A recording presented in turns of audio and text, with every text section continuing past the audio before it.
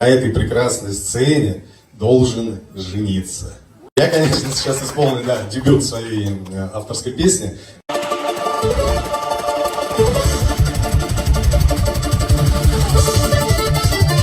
Дорогая, милая, красивая, обаятельная, выйди за меня замуж. С удовольствием.